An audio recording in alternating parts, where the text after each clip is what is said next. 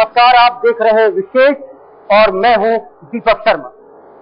आज बात जिंदाल की नहीं बल्कि जल्लादों की उस फौज की जिसको पाकिस्तान ने बारूद के ढेर पर खड़ा किया है। तो आज बोलेंगे जल्लाद और सुनेगा पाकिस्तान।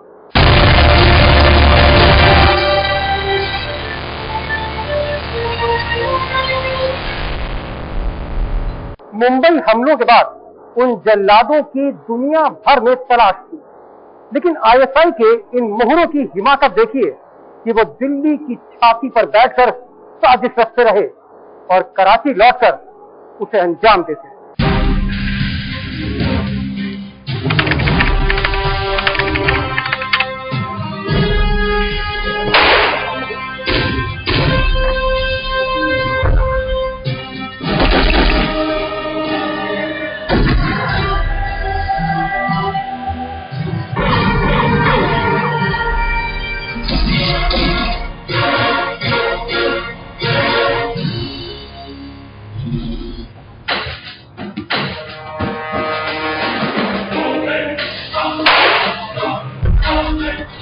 छब्बीस नवंबर 2008 को जब मुंबई लश्कर के बारूद से जल रही थी और कराची के कंट्रोल रूम में बैठकर अबू जिंदाल ताज और ओबराय होटल में लाशें गिनने का हुक्म जारी कर रहा था, उसी वक्त इंडियन मुजाहिदीन के सरगना रियाज भटकल और इकबाल भटकल भी कराची में ही मौजूद थे। अबू जिंदाल ने खुलासा किया है कि मुंबई में 26/11 हमले के बाद वो कुछ दिन के लिए रावलपिंडी चला गया, जहां उसे आईएसआई ने रियासत अली के नाम से नया पासपोर्ट सौंपा। अब सुनिए इससे आगे का खुलासा जो अब तक किसी ने नहीं सुना। कराची आ गया। कराची के बाद कराची में कौन गया?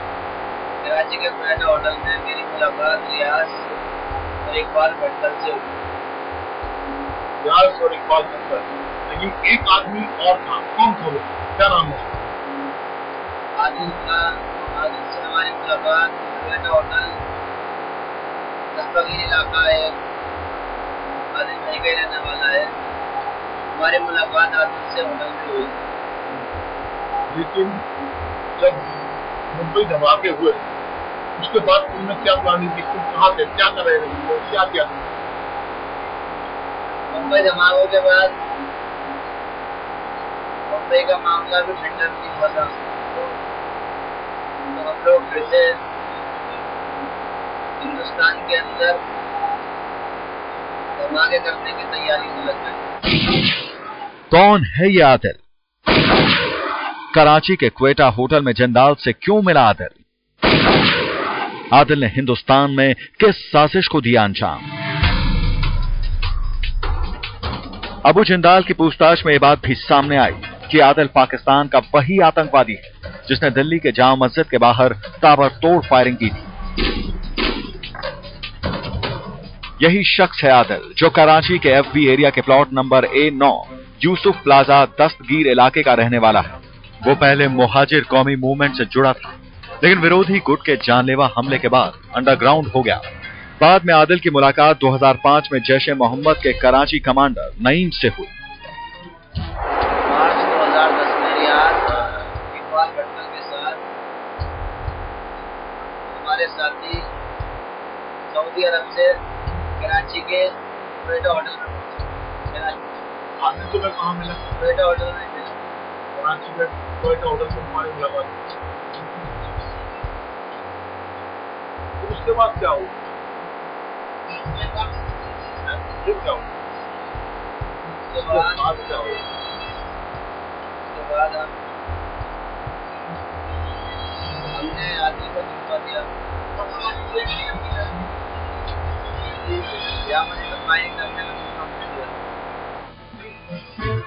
भारत की खुफिया एजेंसियां जिस वक्त 26/11 के मुलजिमों को दुनिया भर में ढूंढ रही थी, उस वक्त इंडियन मुजाहिदीन के सरगना रियाज भटकल, इकबाल भटकल और यासीन भटकल देश की राजधानी दिल्ली में डेरा डाले हुए थे।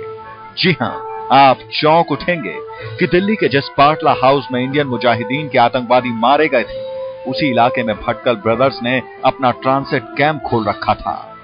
यकीन ना हो तो देखिए ये दस्तावेज जो आपको चौंका देंगे। 26 नवंबर 2008 में मुंबई में हमले के बाद इंडियन मुजाहिदीन के मास्टरमाइंड इकबाल भटकल और रियाज भटकल दिल्ली में ही बैठ करके आतंकवादी साजिशों के बारे में चर्चा कर रहे थे। यहीं बैठ करके दिल्ली से लेकर के पुणे तक आतंकवादी हमलों की साजिश रची गई और इस पूरी बात की खबर किसी भी खुफिया एजेंसियों को नहीं लगी। अबू जिंदाल के मुताबिक दिल्ली की छाती पर बैठकर भटकल ब्रदर्स ने जामा मस्जिद के अलावा पुणे और बेंगलोर को भी दहलाने का पूरा इंतजाम कर दिया। इस बार मोहरा था कतील। अबू जिंदाल का दिमाग अब लश्कर, आईएसआई और इंडियन मुजाहिदीन की तिगड़ी को एक साथ चला रहा था, और वो भी बेहद सनसनीखेज शातिर तरीके से। विशाल प्रताप सिंह के साथ अरुण सिंह, दिल्ली आज तक।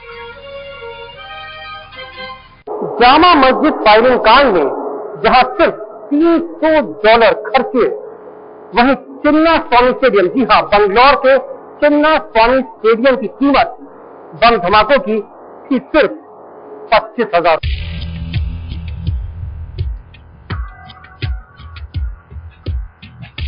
खौफ की साजिश जारी थी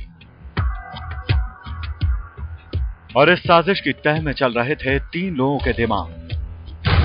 एक तरफ रियाज और इकबाल भटकल, तो दूसरी ओर आईएसआई के अफसर और अबू जिंदाल। भटकल ब्रदर्स हिंदुस्तान से काठमांडू और काठमांडू से कराची लौट गए। उधर सऊदी अरब से कराची के बीच में अबू जिंदाल का सफर जारी था। कराची में एक बार फिर जिंदाल और भटकल ब्रदर्स की मुलाकात हुई। हमारे कई साथी पूना के अंदर पकड़े गए थे। रियाज और इकबाल पूना के अंदर बड़े धमाके की तैयारी में लगे हुए थे। जंगल बेकरी और पूना के गणेश मंदिर को टारगेट बनाया था। जिंदाल के मुताबिक भटकल ब्रदर्स के साथ कतील की मुलाकात भी दिल्ली के ओखला इलाके में ही हुई थी, और इसी मुलाकात के बाद कतील इंडियन मुजाहिदीन का मोहरा बन गया। इस बार निशाना था पुणे, और साजिश को अंजाम देने के लिए जिम्मा सौंपा गया यासीन भटकल और कतील को। फरवरी 2010 के पहले हफ्ते में यासीन और कतील पुणे पहुंच चुके थे। 11 फरवरी 2010 को दोनों ने पुणे के गणेश मंदिर और जर्मन बेकरी की रेकी की। इंडियन मुजाहिदीन के आतंकवादी ने गणेश मंदिर को क्यों छोड़ दिया, आइए देखिए क्या कहता है अबू जिंदाल। मेरा टारगेट इसलिए पूरा नहीं किया, जिसको हमें वहां पर रखना था। वहां उस दिन पुलिस का बहुत पहरा था, भीड़ ज्यादा होने की वजह से अपने टारगेट को चेंज कर दिया। 13 फरवरी 2010 की शाम पुणे की जर्मन बेकरी में धमाका हो चुका था। चारों ओर अफरा तफरी मची थी और किसी को कानो कान भनक नहीं लगी कि इस धमाके को अंजाम देने वाला आराम से निकल गया। खुफिया सूत्रों के मुताबिक पुणे में ब्लास्ट करने के बाद यासीन और कतील दोनों अलग अलग रास्तों से रवाना हुए। कतील ट्रेन में था और जब ट्रेन झांसी पहुंची तो यासीन भी कतील के पास पहुंच गया। दोनों की मंजिल थी दिल्ली, जिसे इंडियन मुजाहिदीन ने एक बार फिर अपना हेडक्वार्टर बना लिया था। 2 महीने बाद ही इंडियन मुजाहिदीन फिर हरकत में आया। कराची के क्वेटा होटल में एक बार फिर साजिश रची गई और इस बार टारगेट था भारत का इंडियन प्रीमियर लीग। सलाह मशवरे के बाद बेंगलोर के चिन्ना स्वामी स्टेडियम में हो रहे आईपीएल मैच को निशाने पर रखा गया और जिम्मा सौंपा गया एक बार फिर कतील और यासीन भटकल को। जी हां, चूंकि बेंगलोर में लाशें नहीं गिरी, इसलिए इंडियन मुजाहिदीन के दरिंदों को लगा था कि धमाका बेकार रहा। लिहाजा अबू जिंदाल दोबारा पैसा जुटाने सऊदी अरब चला गया। नए धमाकों की नए सिरे से तैयारी शुरू हो चुकी थी। अरुण सिंह के साथ दीपक शर्मा, दिल्ली आज तक। पाकिस्तान आज दुहाई दे रहा है कि 26/11 हमले में भारत के तकरीबन 40 लोग थे। पाकिस्तान की इस बात पर यकीन कर लिया जाता, बशर्ते वो पहले आईएसआई के उन अफसरों को सजा देते जो जिंदाल जैसे लोगों को पासपोर्ट, लाइसेंस और मारने का हक देते। पाकिस्तान की खुफिया एजेंसी आईएसआई का सबसे बड़ा मोहरा अबू जिंदाल मुंबई में आतंकी हमलों के बाद से कराची और रियाद के बीच सफर तय करता रहा और इसी सफर में उसने भारत के खिलाफ हर साजिश को बेरहमी के साथ अंजाम दिया। खौफ की जिस आवाज ने मुंबई के हमले को अंजाम दिया था, वो आवाज अबू जिंदाल की थी, जो अब खुलकर मैदान में आ चुका था और एक के बाद एक आतंकी घटनाओं को हिंदुस्तान में अंजाम दिलवा रहा था।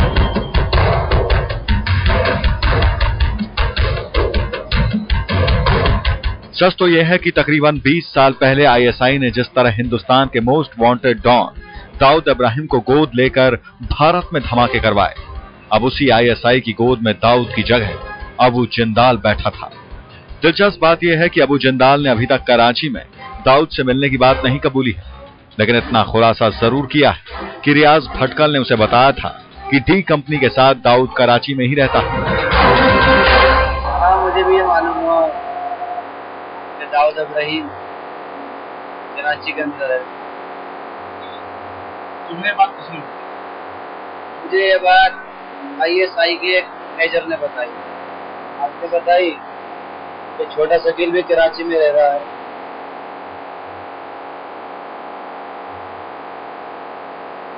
रियाज ने ये बात मुझे बम्बई हमले से पहले बताई थी।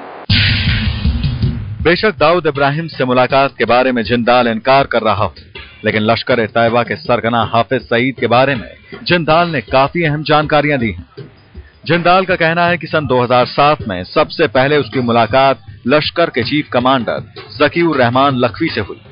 फिर कुछ दिन बाद लखवी यानी लश्कर के आतंकियों के चाचा ने ही लाहौर ले जाकर उसे मिलवाया हाफिज सईद से। मुंबई पर आतंकी हमले के बाद खुद जिंदाल को पनाह मिली थी आईएसआई के एक अफसर की बदौलत। अबू जिंदाल का एक एक लफ्ज पाकिस्तान के लिए परेशानी बढ़ाने वाला है। जिंदाल ये बात तो साफ तौर पर कबूल कर चुका है कि 26/11 के बाद वो पाकिस्तान से बाहर नहीं निकल पाता अगर आईएसआई के अफसरों ने उसकी मदद ना की होती। अबू जिंदाल ने आईएसआई और आतंकवाद के एक और अड्डे का खुलासा किया।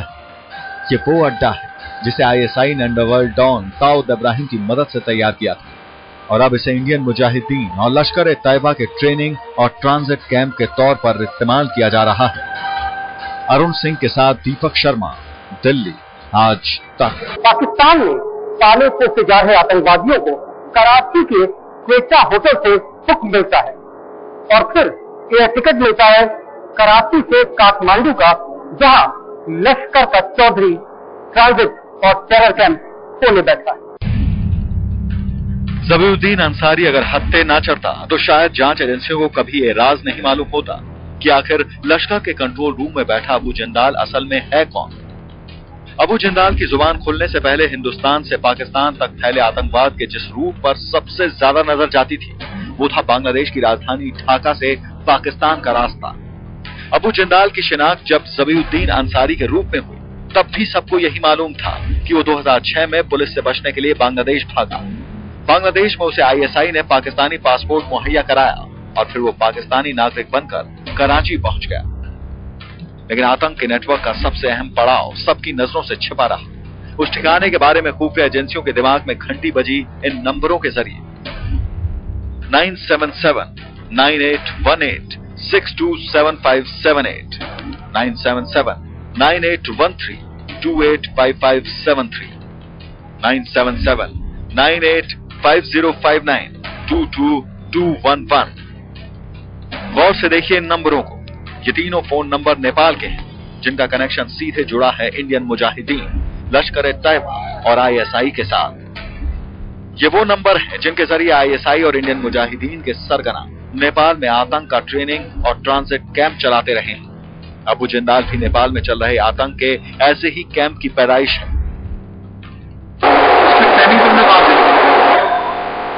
इसकी ट्रेनिंग मैंने सन 2005 में नेपाल में ली थी। नेपाल से ही मैं काठमांडू से ट्रेनिंग लेने गया। नेपाल में जुनैद है, जिन्हें मुझे ट्रेनिंग दी। जुनैद लश्कर का कमांडर है।